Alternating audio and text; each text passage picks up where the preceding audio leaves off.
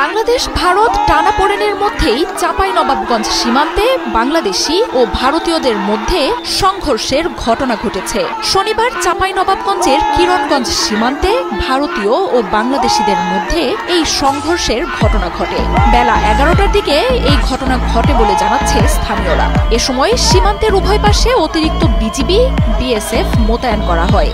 ভারতীয়রা বাংলাদেশে অনুপ্রবেশ করে বেশ কিছু গাছ কেটে ফেলে। এ সময় বাংলাদেশি নাগরিকরা প্রতিরোধ গড়ে তোলে। স্থানীয়রা জানান, ভারতীয়রা সীমান্তের কাঁটাতারের বেড়ার পাশে গাছ কাটতে গেলে বাংলাদেশিদের সঙ্গে বাকবিতণ্ডা হয়। এক পর্যায়ে দুই পক্ষের মধ্যে বাধে সংঘর্ষ। পরে এতে বিজিবি ও বিএসএফকেও হস্তক্ষেপ করতে দেখা যায়। সামাজিক যোগাযোগ মাধ্যমে ছড়িয়ে পড়া ছবিতে সীমান্তে তুমুল উত্তেজনার চিত্র দেখা গেছে। কয়েকদিন ধরেই বাংলাদেশ ভারত সীমান্তে ভারতীয় সীমান্তরক্ষী বাহিনীর অবৈধভাবে বেড়া নির্মাণের ঘটনায় উত্তেজনা চলছে। শিবগঞ্জ সীমান্তে গেল সপ্তাহে এই নিয়ে ব্যাপক উত্তেজনা দেখা দেয়। এ সময় সীমান্তে মুখোমুখি অবস্থানে চলে আসে দুই দেশের সীমান্তরক্ষী বাহিনী। পরে বিজিবি ও বিএসএফ এর সাথে সীমান্তে অবস্থান নেন দুই দেশের স্থানীয়রাও। উত্তেজনার এক পর্যায়ে পতাকা বৈঠকে বসে দুই বাহিনী। তবে সংকট না কাটায় সীমান্তে অতিরিক্ত বিজিবি মোতায়েন করা হয়। শুধু চাঁপাইনবাবগঞ্জই নয়, আরও বেশ কয়েকটি সীমান্তে ভারত অবৈধ বেড়া নির্মাণ কাজের উস্কানি দেয় গেল রবিবার ভারতীয় হাইকমিশনার প্রণয় ভার্মাকে ডেকে পাঠায় পররাষ্ট্র মন্ত্রণালয়। এর পাল্টা জবাবে পরের দিনই বাংলাদেশের ডেপুটি হাইকমিশনার নুরুল ইসলামকে তলব করে নয়াদিল্লি। পাল্টাপাল্টি এই তলবের ঘটনায় বাংলাদেশ ভারত সম্পর্কে দেখা দেয় নতুন উত্তেজনা।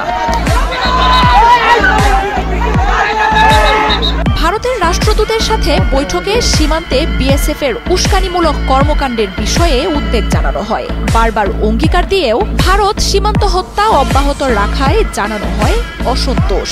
সীমান্তে উত্তেজনা বাড়ে এমন কোনো উস্কানি না দিতে দিল্লিকে পরামর্শ দেয়া হয়। পররাষ্ট্র মন্ত্রণালয় থেকে বের হয়ে ভারতীয় হাইকমিশনার জানান, সীমান্ত নিরাপত্তা ও বেড়া নিয়ে দুই দেশের ভালো বোঝাপড়া রয়েছে। এছাড়াও সীমান্তে অপরাধ, মানব পাচার এবং চোরাচালান বন্ধে ভারতের পক্ষ থেকে বেড়া নির্মাণ কাজ হাতে নিয়েছে বলে তুলে ধরেন প্রণয় ভার্মা।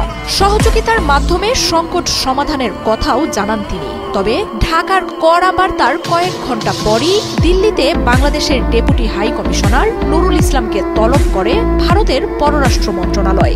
সোমবার দুপুরে দিল্লি প্রশাসনের সাথে বৈঠক করেন তিনি। বাংলাদেশের সাথে ভারতের রয়েছে 4096 কিলোমিটারের দীর্ঘ এক সীমান্ত। এর মধ্যে পশ্চিমবঙ্গের সঙ্গে থাকা 2200 কিলোমিটার সীমান্তের 20% কোনো প্রাচীর নেই। আগস্টে আওয়ামী লীগ সরকারের পতনের পর শেখ হাসিনাকে আশ্রয় দেওয়া সহ নানা ইস্যুতে ভারতের সাথে বাংলাদেশের সম্পর্কের টানাপোড়েন শুরু হয়। সংখ্যালঘু ইস্যু সহ দেশটির গণমাধ্যম ও রাজনীতিবিদদের বাংলাদেশ নিয়ে নানা ধরনের উস্কানিমূলক বক্তব্যে দুই দেশের সম্পর্ক তলানিতে নিয়ে যায়। মার্জিয়া উপমা, ৭১।